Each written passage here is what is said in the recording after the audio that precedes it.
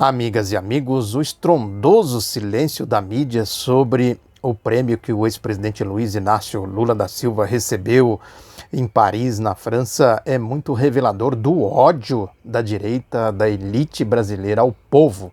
O Lula, sem dúvida alguma, que representa o povo. E isso explica muito desta polarização do nós contra ele, no caso, né? Ele representando aí o povo. Mas antes de prosseguir, eu sou Oswaldo Bertolino, este é o Outro Lado da Notícia. Bem-vindas, bem-vindos ao Outro Lado da Notícia. Aqui no YouTube eu peço para você compartilhar, para você dar o like, para você comentar, para você se inscrever. E também no podcast, no Spotify, peço para você divulgar o outro lado da notícia. O silêncio da mídia, enfim, é muito revelador de como a direita vê essas questões do povo, as questões da democracia, da liberdade de imprensa, da liberdade de expressão, da difusão de pensamentos, as questões que o Lula levantou na sua viagem pela Europa, deu entrevista para jornais, se encontrou com lideranças. Enfim, nada disso aqui no Brasil. Quem depende de informações, né, nada disso aqui no Brasil. Não encontra nenhuma informação consistente, mais aprofundada sobre o que foi a visita do ex-presidente Lula. Quer dizer, é a lei do silêncio, da ditadura, da imposição do ponto de vista, da mediação ideológica da direita, né? E isso tem muito a ver, sem dúvida alguma, com essa história da polarização. Fala-se muito aí do submundo da internet. Eu comentei aqui no vídeo passado o livro Os Engenheiros do Caos, né? Tem lá, por exemplo, os comportamentos treslocados desta gente, né? A turma aí da Terra plana, que isso não é privilégio do Brasil, não, dos cachorros loucos brasileiros, não, do ministro da Educação, dos Bolsonaros, essas coisas, esse bando de doidos aí, né? Tem, por exemplo, gente que acredita que os aviões, ao deixar aquelas marcas no ar, dizem que aquilo lá é para envenenar, para poluir, alguma coisa assim. O livro relata muito essas questões, essas doideiras, essas maluquices que, na verdade, são discurseiras diversionistas. A própria mídia trata isso como se fosse uma coisa que não merecesse sequer uma linha, né? Porque o que ela está interessada, de fato, é na outra polarização. Esta que é a polarização de verdade, a polarização que interessa. Por isso que eles toleram esses malucos, essa gente doida, né, do bolsonarismo, os cachorros loucos bolsonaristas, né, tolera essa gente da mídia, né, tolera também quadrilha como a da Lava Jato, tolera um sujeito desclassificado, desqualificado como o Paulo Guedes no Ministério da Economia, porque eles têm um projeto, eles têm um programa de governo a ser executado. E, consequentemente, o programa de governo deles tem a reação do povo. Tem gente que vai dizer para o povo, isso aí é fria. Essa gente aí não tem seriedade, essa gente aí não tem consistência no que eles estão dizendo, o que eles estão falando tão somente mentiras, mentiras e mentiras.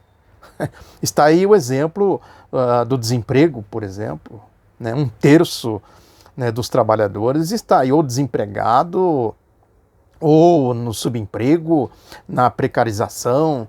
Quer dizer, o Brasil, na verdade, vive uma grande tragédia social, uma tragédia nacional, sem perspectiva de solução. Agora, é uma conta que a direita fez, que a elite fez com o golpe, com a marcha do golpe, e isso se relaciona com a crise internacional, e alguém tem que pagar essa crise. Isso também explica um outro fenômeno. Se eles estão dizendo essa história, o que é que eles dizem? Quem criou essa história de nós contra eles foi o PT, foi o Lula, o PCdoB, a esquerda. Nós contra eles.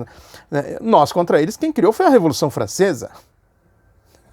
A história que eu já comentei aqui, quer dizer, o proletariado, o povo, participou da Revolução Francesa, mas chegou num determinado ponto que o povo disse o seguinte, nós vamos em frente. A história da Comuna de Paris, que eu sempre digo aqui, mais na frente retomou, né? Vamos em frente com a Revolução Russa, depois com as revoluções do século XX na China, as guerras de libertação na Ásia, a Guerra da Coreia, a Guerra do Vietnã, né? Enfim, os processos de de luta contra o colonialismo na África, os embates que ocorreram aqui na América Latina, no Brasil, por exemplo, a luta contra a democracia, a guerrilha do Araguaia e outras tantas lutas que ocorreram aqui contra os latrocidas de 64. Quer dizer, o nós, naturalmente, se eles estão dizendo, não, o nós, eles estão tão preocupados com nós contra eles, porque o nós foi subindo. Nós já estamos, pelo menos, chegando perto deles, vamos dizer assim, porque foram aí 4 governos eleitos, né, democráticos, progressistas, ligados ao povo. O sentido, portanto, desse silêncio que a mídia faz é o reflexo de todo esse processo histórico, quer dizer, não permitir liberdade de expressão para o povo. Não permitir que o povo tenha democracia. Não permitir que o povo exercite o seu direito constitucional à liberdade de organização, de manifestação, né, de ter os seus partidos, de ter as suas associações, de ter os seus sindicatos.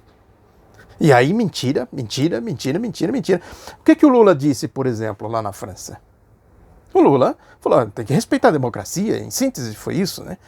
Coisa que não está acontecendo no Brasil, não está. Nós respeitamos a democracia, inclusive com essa história do impeachment.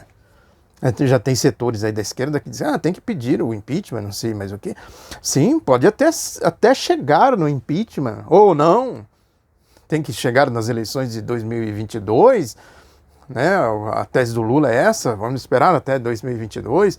Agora, se for esperar, se for o caso, eu não sou adepto, quem me acompanha, quem sabe disso, de ficar fazendo futurismo. Se vai ter eleições em 2020, se vai ter eleições em 2022, o que vai acontecer se o Bolsonaro tem condições de chegar, já demonstrou que ele não tem condições de governar, não tem condições de chegar em 2022.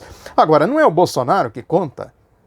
Tem um programa de governo, o que conta é Sérgio Moro, o que conta é Paulo Guedes, com seu programa ultraliberal, neocolonial, escravista. É isso aí que conta. Quer dizer, ninguém vai pôr em marcha um processo de impeachment, né, de fora Bolsonaro, né, tendo em consideração que tem aí um programa, um projeto de poder e que tem uma esquerda, um movimento que acumulou forças durante todo esse período, que vem da história, na verdade. Né, mas acumulou muita força no combate à ditadura militar, acumulou muita força na derrota da ditadura militar, na Constituinte de 1988, nas eleições que precederam a eleição de Luiz Inácio Lula da Silva em 2002, e um grande aporte nesse processo, nesse ciclo de governos democráticos e progressistas. Quer dizer, vai pôr um movimento desse aí na rua?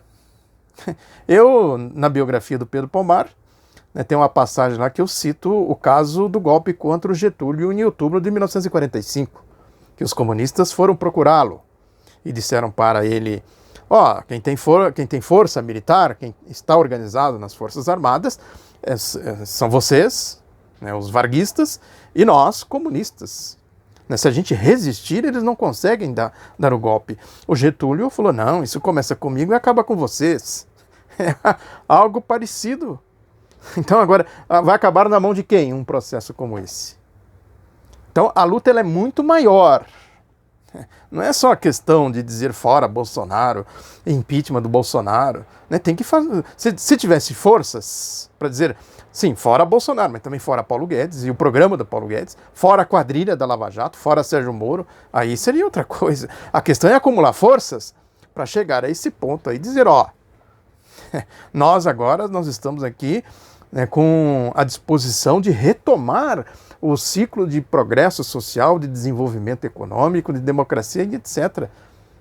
Até chegar a esse ponto, né, é preciso, muito esforço, é preciso suar a camisa. Muito obrigado pela atenção, reforço o pedido para você divulgar o outro lado da notícia. Um abraço, até a próxima.